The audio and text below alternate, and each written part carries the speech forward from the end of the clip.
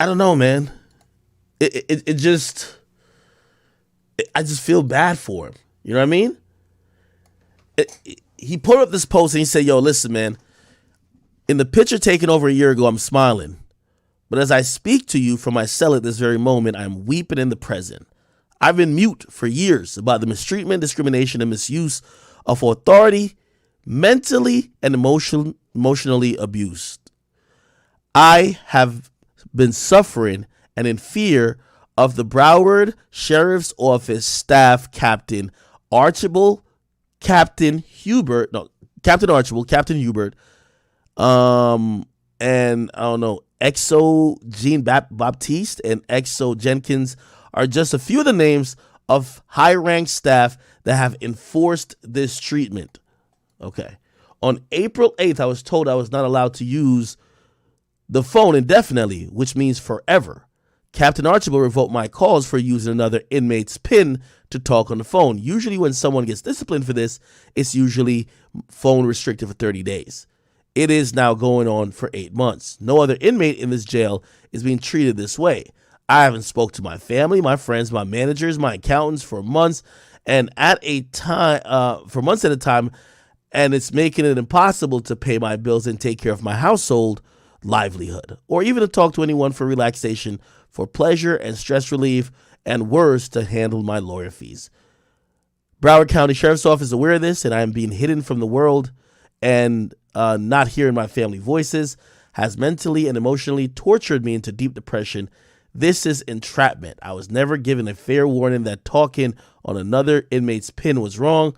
The holidays are approaching, not to mention my mother's birthday is on Christmas Day. Not only is this torture, not only is it torture to me, it's torturing them. I am innocent until proven guilty, and I have all the rights to talk to my family. Whoever took my privileges have a personal vendetta towards me. This is true mistreatment and discrimination, plus pain and suffering, and I cannot do my time like this. Awaiting trial, being secluded because of my celebrity status and my social media following. Sheriff, and damn, he tags everybody. Please get on top of this situation. Somebody help me. He tags Say Cheese, he tags me, No Jumper, Meek Mill, Kim K, 300 ENT, and even Joe Biden. You could get Biden off the list. If Biden can't even get Brittany Griner out of jail for a weed pen, you're fucked. Like, let's just keep it a bean. You're fucked. I don't know, man. Obviously, the conditions in prisons, and a lot of prisons, are inhumane.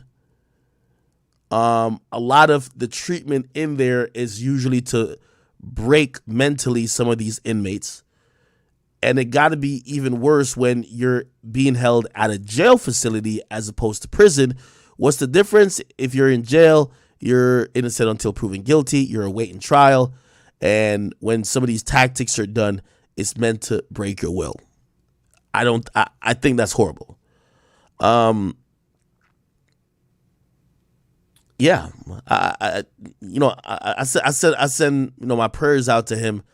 Obviously, I know some people are gonna say, "Well, please don't sit here and be like, yo, you just empathize with this dude. He's accused of killing 2 people," and I think that's where it becomes difficult, right? Because if you're accused of that, and granted, he might be fucking innocent, right? But when you're accused of that, people aren't gonna be like, let's help the guy who allegedly killed 2 guys and 2 of his friends. And I think this is why it's going to fall on deaf ears. It's easier, you know what I mean? And I think whether people have followed this case a lot or not, a lot of people have just heard enough about this case where they almost feel like Melly's fucked. Like, if you hear in popular culture, people just rap about, people use, if they're like, yo, there's a drill rapper that'd be like, yo, EBK, something like, I'm whatever, like Melly. Everybody just literally just thinks when they think about YNW Melly as a nigga who killed his homies. Like, they don't even think that he innocent, bro. Unfortunately. And I think that probably is, not helping the situation, because let's be honest, it depends on the crime you're charged with and also your face card why people would help you. I'm going to be honest with you. Do you remember? And I think this is why, like, even people like Casanova and other people, when they're locked up, they kind of look at the treatment for other people. When Meek Mill was locked up, bro, it looked like everybody went through heaven and hell to try to get him out. You get what I mean? And I think it was only for a few months. I could be wrong. When and by the way, not that I'm saying a few months saying horrible. When 21 Savage was locked up, instantly Jay-Z put his top lawyers on it. And granted, obviously, this is just a different level of offense because you're accused of killing your two homies. But unfortunately, I don't think a lot of people are going to feel bad for Melly. I think a nigga like Kodak got off really good when Trump decided to hear his case and pardon him.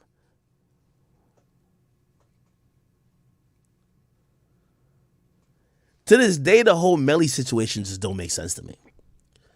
I try to listen to everybody use these either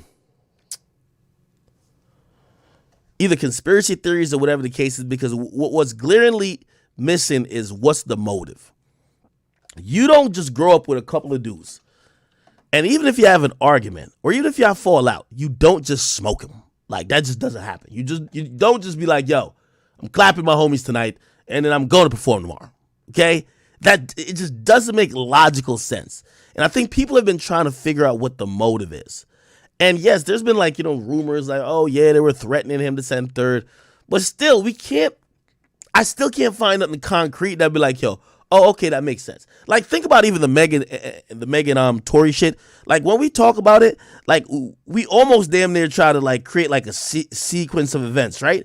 Where we're like, yo, this happened and be like, okay, we're kind of understanding how all these things led up to a shot being fired and Meg being hit accidentally or whatever. You get what I mean? And I think that's just kind of where bro, I don't know what happened with this case, man. Somebody said they came for his mom. Okay, let's use some sense. If you're in the car with your two homies, for you to kill them, bro, y'all got to be arguing. It's no way you're going to, bro, that would be just one of the dumbest murders in history. Why would you kill them right when they're sitting next to you? Also, think about this too, bro. Like, imagine if one of them had to drop on you. Like, you have to shoot two people. One to your, where they said Melly was. I think Melly was either in the back. Is it the back right or the back left? Anyway, he got to shoot one nigga in the front and he got to shoot one nigga next to him. That sounds crazy.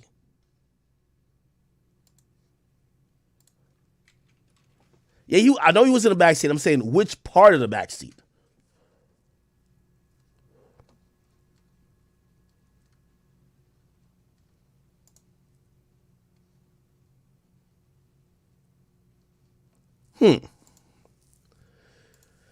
Anyway, somebody say his lawyer's working overtime. Nigga, I don't know, bro. Anyway, I feel bad for Melly. I had the opportunity of talking to Melly once, allegedly. I'm trying to get nobody in trouble. Long time ago. On the phone, and he was in jail for this current offense. And I was impressed by it, and I've still been impressed by his raw talent. The nigga sang me for like an hour straight. I've never seen some shit like this. An hour straight, the nigga performed a whole new album. And I was just like, nigga, where the fuck you get this material from? And he said, oh, I made it in here. And I'm like, what? Like, what the fuck? Like, how the fuck could you just make music and know all the shit and keep it in your brain? And I do think he's just like, I think he's a creative genius. It's unfortunate some of the great minds and the great creators, somebody says, hey, yo, he's singing to you. Bro, like, Melly's an amazing artist, bro. I'm sorry. Like, if you think that's sus, whatever, bro. Bro, the nigga was hitting melodies and, like, you could tell he had maybe even if it was like you're beating off the wall type of shit, like, there was rhythm and pace to it. He just wasn't reading words or just memorizing words. There was, like, a cadence and, like put it like this. It's something where if that phone call was recorded, you could have put beats over them and it would have sounded just like which I think YoungBoy did a great job with his Still Waiting shit. Feel me? Okay. Anyway, news kind of came out today. This shit is kind of shocking. I'm gonna keep it. Yeah, this is a low one. This one is kind of shocking to me, people. I ain't even gonna lie to you. Hood Rich Pablo Juan allegedly took a plea in a RICO case, and he's supposed to only serve 5 years and get the rest of the time on probation. And I'm like, wait, hold on now. That's not how the RICO really work.